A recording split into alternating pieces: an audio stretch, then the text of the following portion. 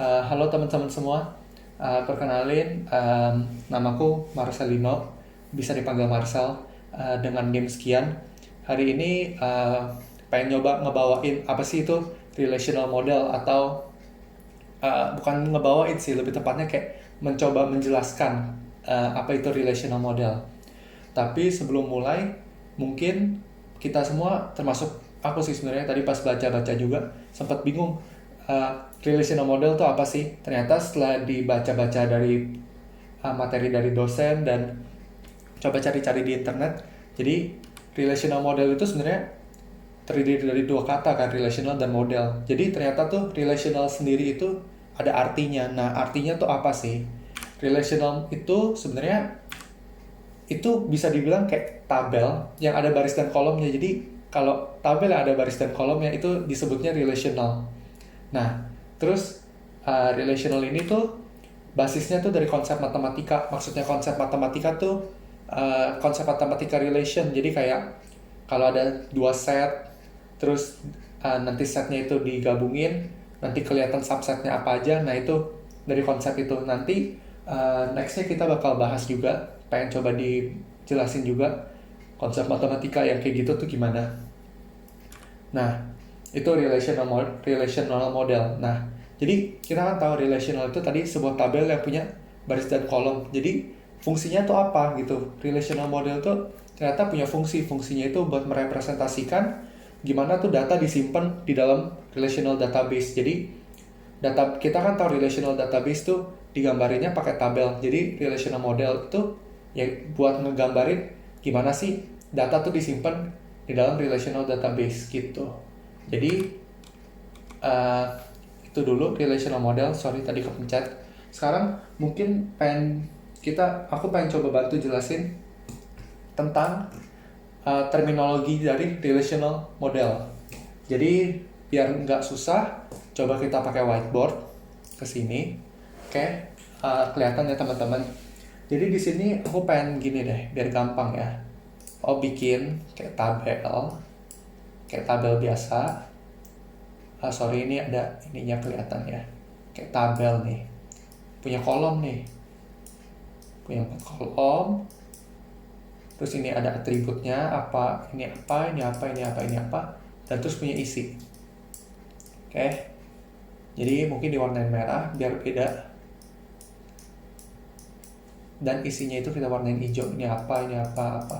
Oke, dan seterusnya ya, kayak gitu. Kita penuhin semua dulu, kurang lebih gini. Oke, jadi ternyata ada terminologinya. Terminologi itu apa ya bahasanya? Kayak mungkin bahasa-bahasa yang asing kali ya, bukan.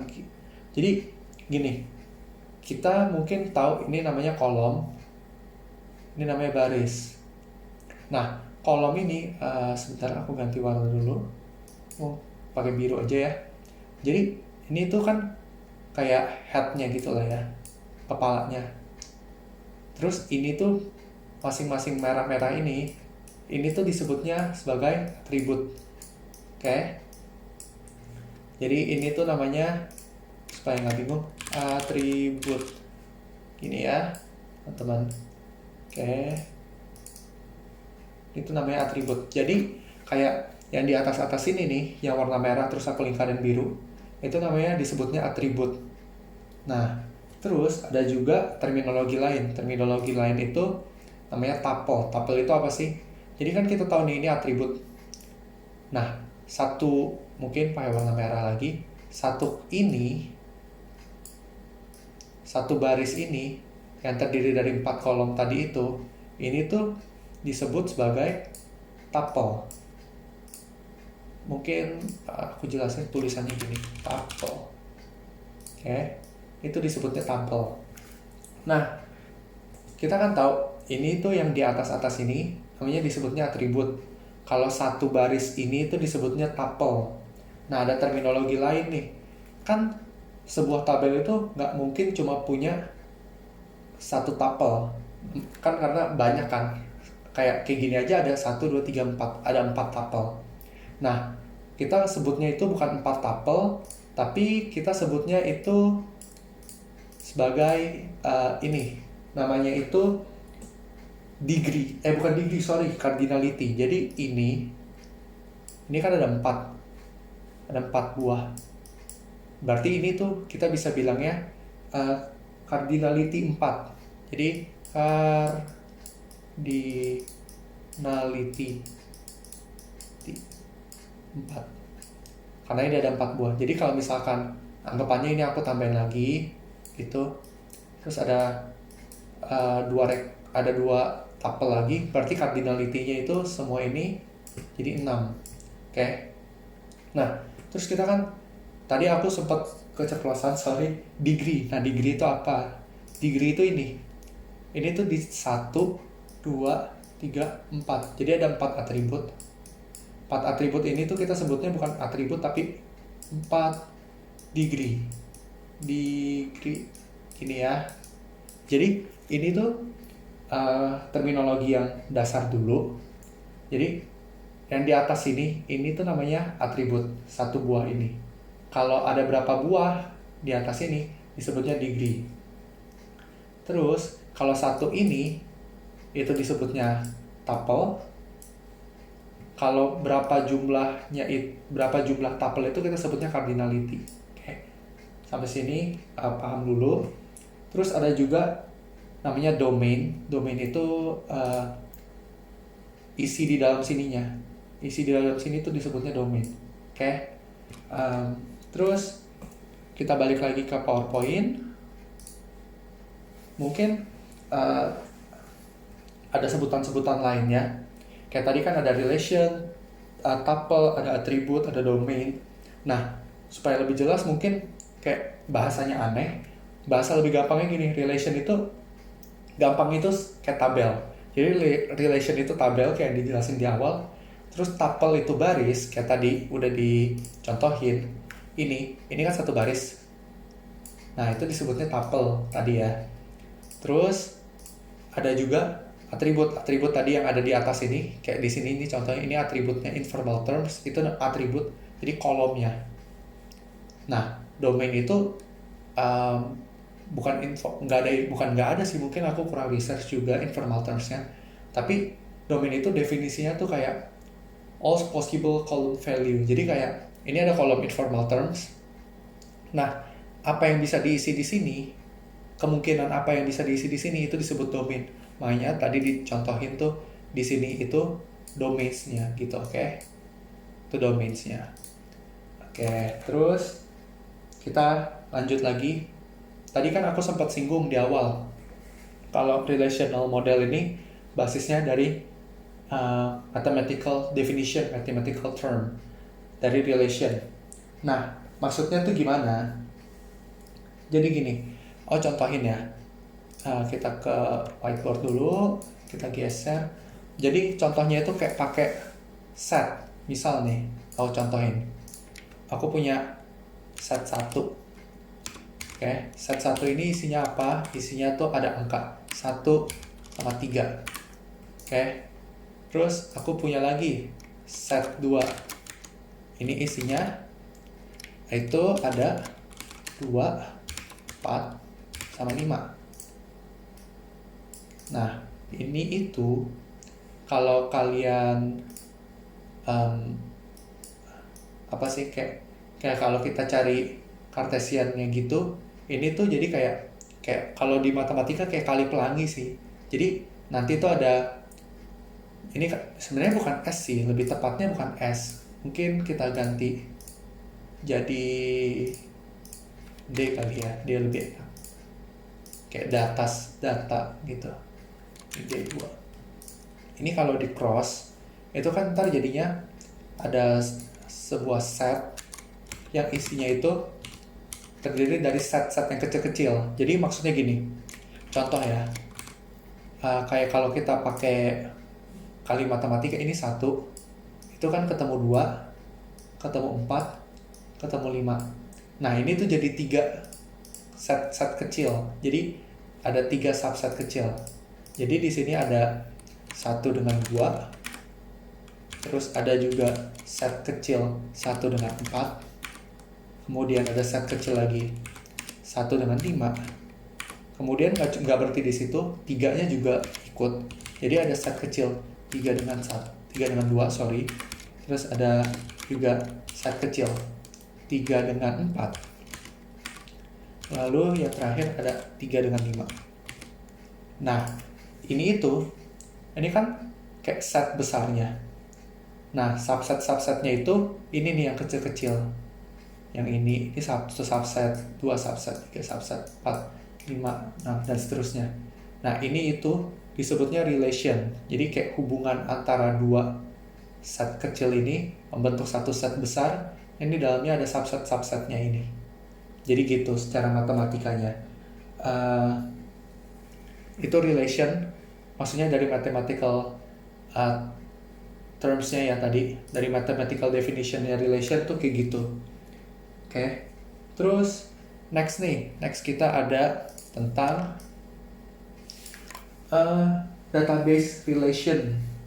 Oke. Nah, daripada bingung mungkin database relation tuh aku coba pakai gini deh ya. Aku ambil tabel. Ini ada tabel yang aku delete dulu, aku ambil satu-satu aja. Ini di paste, ada satu tabel, ada 2 tabel. Ini ya, kita zoom dikit biar kelihatan. Oke, nah nih di dalam database relation ini kan kayak topik besarnya, bukan topik besar, kayak subbabnya dari materi sesi keempat ini tuh ada namanya database relation. Nah, di dalam database relation itu ada yang namanya relation schema. Relation schema itu apa? Itu tuh kayak ya bahasa Inggris sih sebenarnya, relation schema, skema relasi. Jadi maksudnya misalkan nih, punya 2 tabel employee,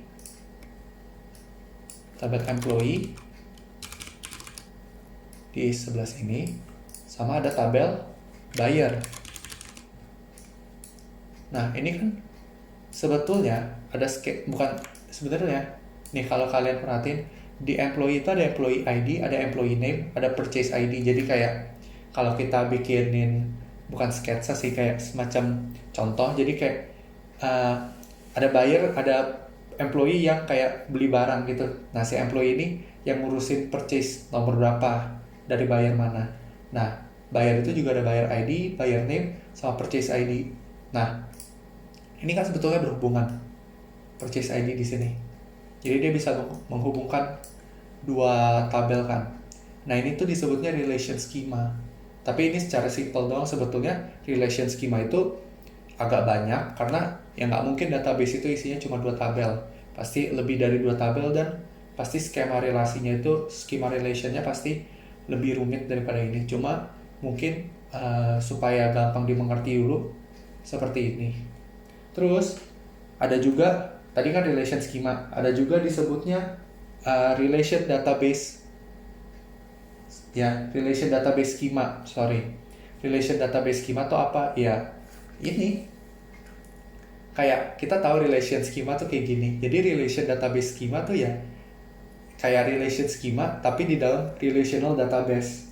Jadi mungkin penjelasan singkatnya kayak gitu tentang database relation. Terus kita next lagi ada jenis-jenis integrity, topik berikutnya ya.